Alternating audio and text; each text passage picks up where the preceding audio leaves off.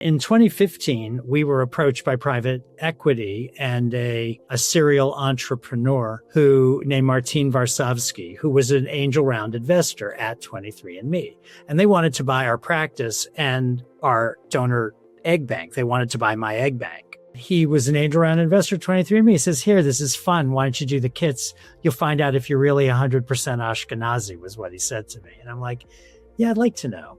So that was why I did it, just to see if the parentage prediction of 100% Ashkenaz was true. And it said 99%. It said I was 1% North African. And I was very proud of that. But it turned out with the revised estimates, no, it's 100% Ashkenazi.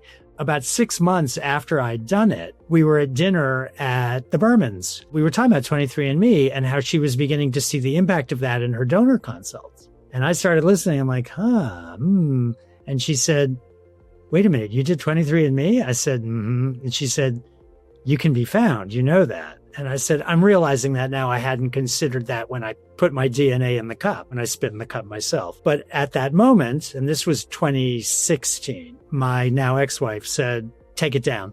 I don't want you up there. And my reaction to that was, I understand why you feel that way, but it's been 6 months. There's no match. There may not be a match.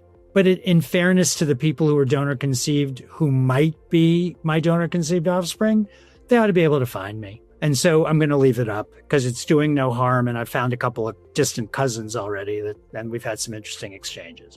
She didn't like that idea, but Lauren encouraged me to keep it up and I was all in favor of it. And so it was another 3 years before the I am ready to meet you now email came. And I wasn't expecting it when it came. And when it did, I was in a hotel room in Amsterdam on December 7th, 2019, a day which will live in infamy for me. I went doing, and I thought, I better check this guy out before I say too much, not knowing he'd already cyber-stalked me, which he can explain himself. And I said, here's who I am. And I basically wrote a book. What came back was basically, I'm a state house representative and I'm a graduate of Yale Law School, which was relevant at the time because my father went to Harvard Law and my daughter graduated from Harvard Law School. And so my reaction to that was, Yale? How am I going to explain you to the family? It started an exchange and then we met in my office about 2 weeks after that. And it took less than 15 minutes for the life-changing moment, the deflection point, whatever you want to call it, to come out.